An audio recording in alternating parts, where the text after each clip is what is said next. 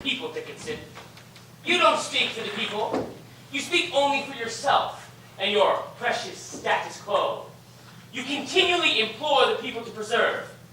For their good is nothing but the eternal preservation of your own property. Mr. Adams, you have an unknowing talent for making such delightful words as property sound quite distasteful. In heaven's name, what's wrong with property? Perhaps you've forgotten that many of us first came to these shores in order to secure rights to property, and that we hold those rights no less dear than the ones you speak of. So safe, so fat, so comfortable in Pennsylvania. And what is this independence of yours except the private greens of Massachusetts? Why is it always Boston that breaks the king's peace? My dear Congress, you must not adopt this evil measure. It is the work of the devil. Leave it where it belongs, in New England. Brother Dickinson, New England has been fighting the devil for over 100 years. As of now, Brother Sherman, the devil has been winning hands down. Why, at this very moment, he is standing here in this Congress. Don't let him deceive you. This proposal is entirely his doing. Now, just a minute. It may bear Virginia's name, but it reeks of Adams, Adams, and more Adams. Look at him, ready to lead this continent on the firing path of total destruction. Why can't you acknowledge what already exists? Concord and Lexington was over a year ago. Damn it, man, we're at war right now. You may be at war, you Boston and John Adams, but you will never speak for Pennsylvania. Northmore, Delaware.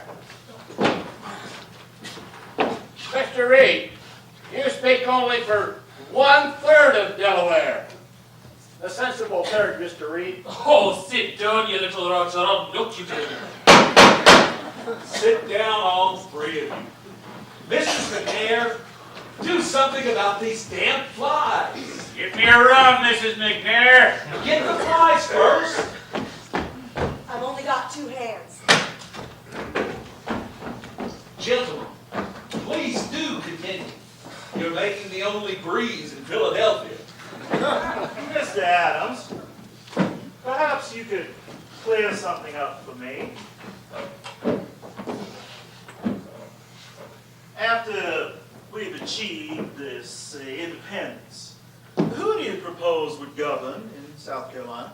The people, of course. The people of South Carolina or the people of Massachusetts? Admit it, Nettie, you've been against independence now and you always will be. Aye. Brethren, you refuse to understand us. We desire independence, yes, for South Carolina. We don't wish it to belong to anyone, not to England and not to you.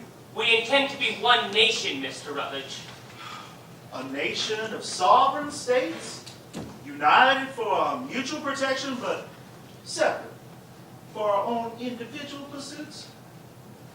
That is what we've understood it to be, and that is what we would support as soon as everyone supports it. There you are, Mr. Adams. You must see that we need time to make certain who we are and where we stand in regard to one another. For if we do not determine the nature of the beast before we set it free, it will end by consuming us all. Judge Wilson, for once in your life, take a chance. I say the time is now. It may never come again. Mr. Adams, your clock is fast. You're not yet ripe for independence. Not right, we're riding for one of it. Gentlemen, please. What in heaven's name is the infernal hurry? Why must this question be settled now? Mr. Chase, why can't it be settled now? General Washington is in the field. If he's defeated as it now appears, we'll be inviting the hangman. But if by some miracle he should win, then we can declare anything we damn please. Sentiments of North Carolina precisely. Has it occurred to either of you that an army needs something to fight for in order to win? A cause, a purpose, a flag of its own. Mr. Adams, how can a nation of only 2 million souls stand up to an empire of 10 million? Think of it, 10 million. How do we compensate for that shortage? It's simple, Mr. Chase. Increase and multiply. How so? We will more than compensate with spirit. I tell you, there's a spirit out amongst the people that is severely lacking in this Congress. Yes, of course. Now it's spirit. Why didn't I think of that?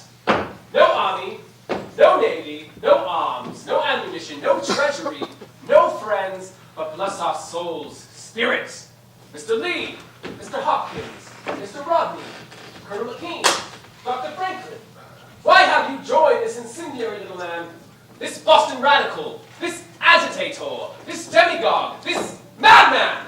Are you calling me a madman? You fribble! Is he, John? You and your Pennsylvania proprietors. You cool, considerate men. You stay to the rear of every issue. So no matter what happens, you come out to float. Are you calling me a coward? Yes, coward, Madman? landlord, lawyer!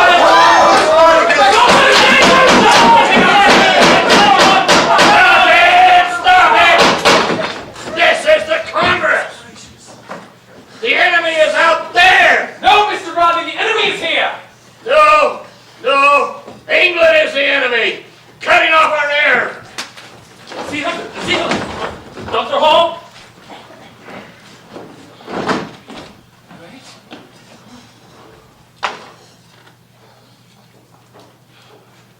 Colonel McKean, The you should go home. Correct. Yes. Man ought to die in his own bed. John, I'm here, Caesar. I leave you a divided Delaware. I'm sorry. Come on, Caesar, I'll take you home. I'll be back within the week.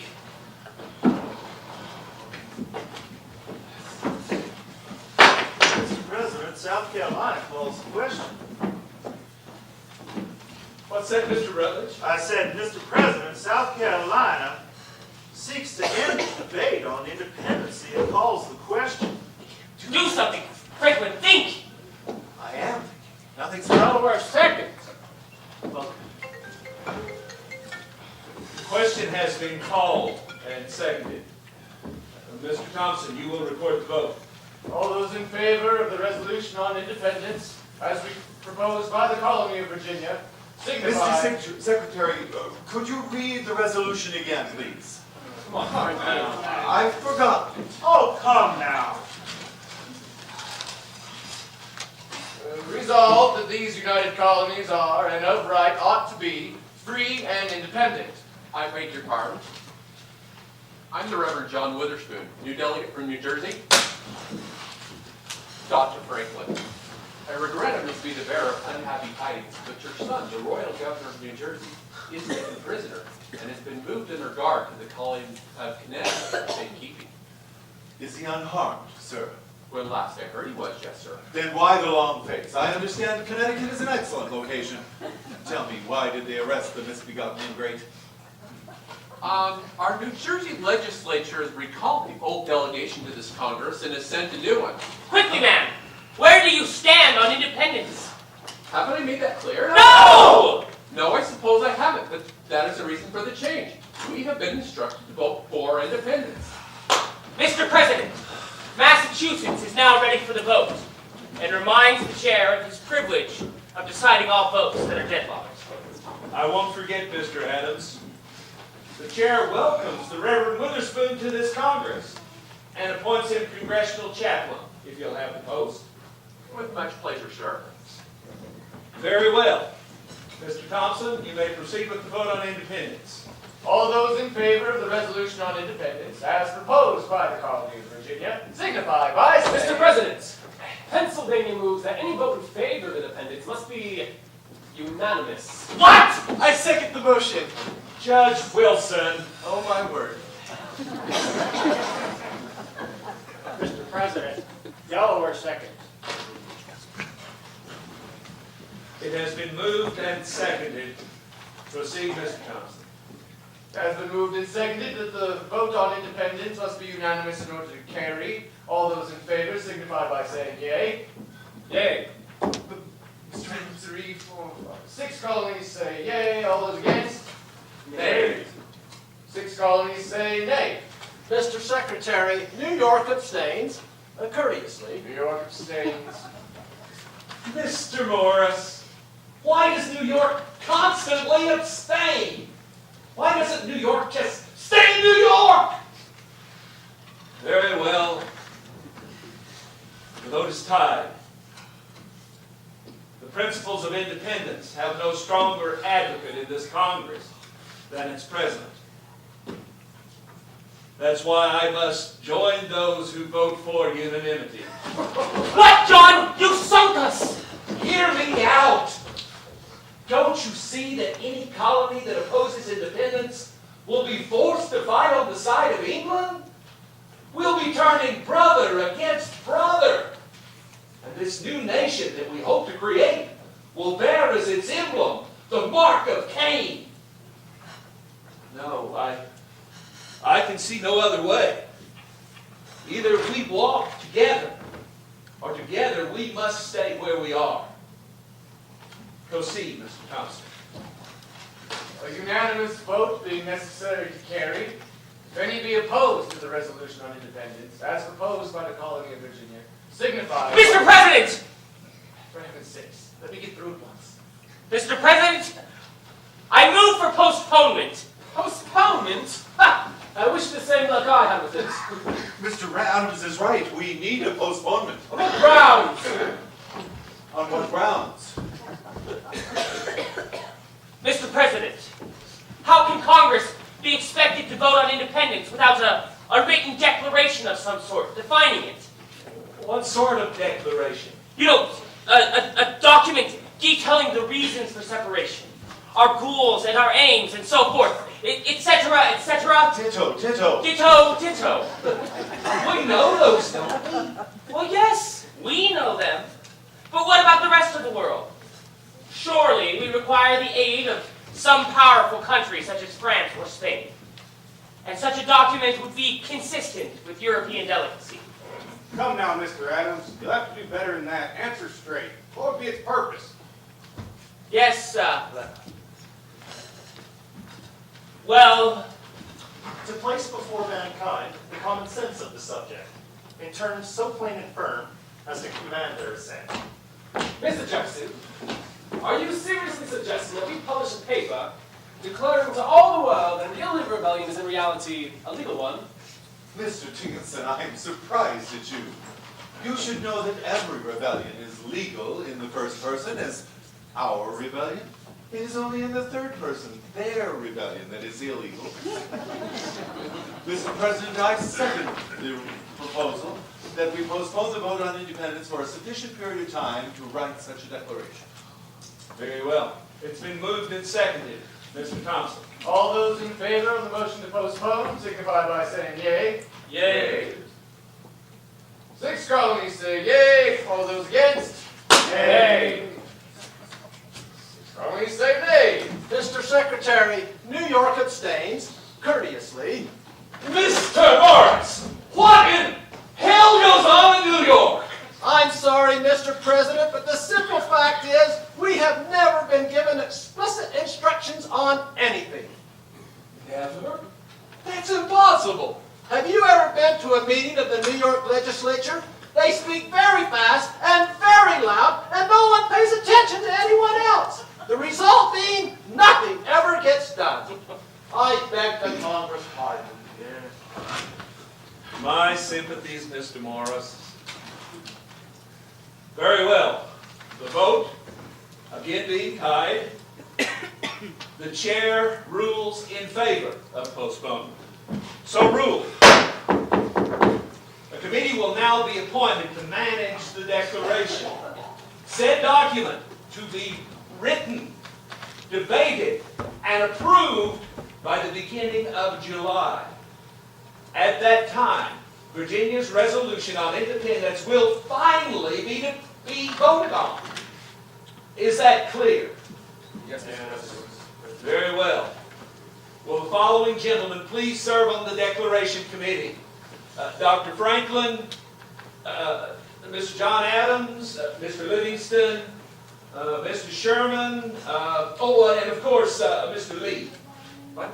Oh, you'll have to excuse me, but I must be returning to the sovereign colony of Virginia, where I've been appointed as governor. Therefore, I must decline. Respectfully. Very well, Mr. Lee, you're excused. I suppose it could be a... Mr. President, this business needs a Virginian. Therefore, I propose a replacement, Mr. Thomas Jefferson. What? Very well, Mr. Adams. Mr. Jefferson will serve. I'm going home. I haven't seen my wife in 6 Move months. to adjourn. Please, I beg of you, sir. Second. Moved and seconded. Any objections? I object. I have lots of objections. So ruled. Congress stands adjourned. All right, gentlemen, let's get to it. Who's going to write our Declaration on Independence?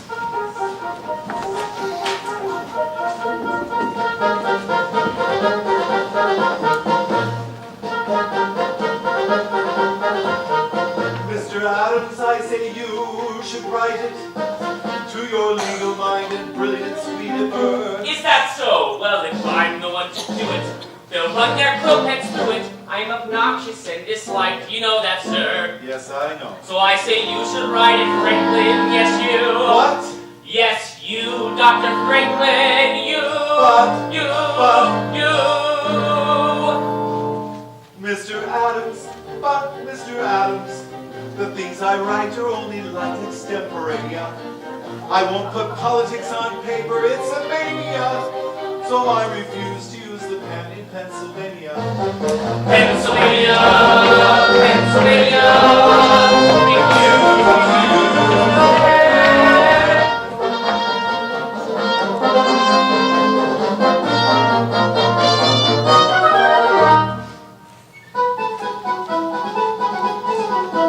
Mr. Sherman, I think you should write it.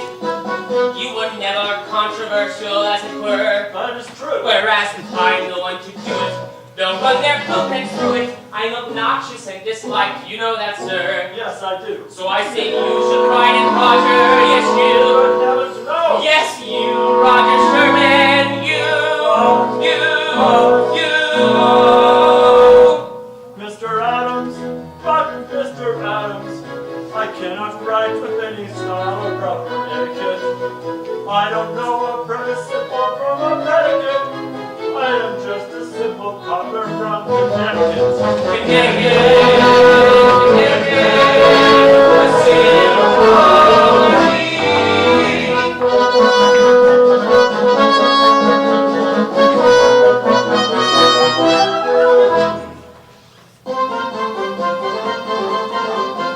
Mr. Livingston, maybe you should write it. You have many friends and you're a diplomat. Oh, that word. Whereas if I'm the one to do it, they'll run their quill pens through it. He's obnoxious and disliked, did you know that? I didn't know that. So I say you should write it, Robert. Yes, you. Yes, you, Robert Livingston. But Mr.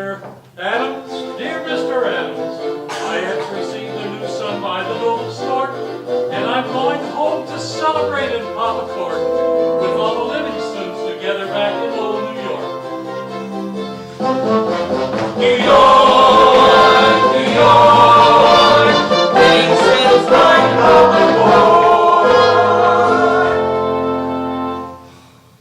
Mr. Adams, Mr. Adams, I beg of you. Let me see my wife. And we solemnly pledge to preserve our liberties, being resolved to die free men rather than to live as slaves. Thomas Jefferson, The Necessity of Taking Up Arms, 1775. Magnificent. You write 10 times better than any man in Congress, including me. For a man of only 33 years, you have a remarkable talent for composition and a remarkable felicity of expression. Now, will you be a patriot or a lover? A lover. No! But I burn, Mr. A. So do I, Mr. J! You? John? You do? Who would have thought it? Jefferson, dear Mr. Jefferson, I'm only 41, I still have my virility, and I can romp through Cupid's row with great agility. But life is more than sexual imbustibility. Bustability! Bustability! Quiet! Now you'll write it, Mr. J. Who will make me, Mr. A? I. You? Yes. How? By physical force, if necessary. It's your duty! Your duty, damn it! Mr. Adams!